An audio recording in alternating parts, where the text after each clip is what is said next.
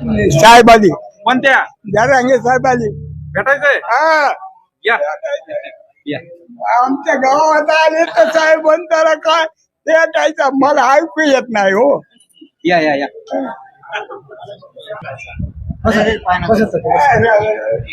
मला तुम्हाला भेटायचं म्हणतो आलो मला ऐकू येत नाही.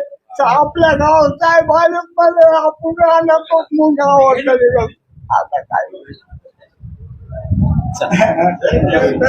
तुमच्या एवढं भेट नाही काय म्हणतात. कळले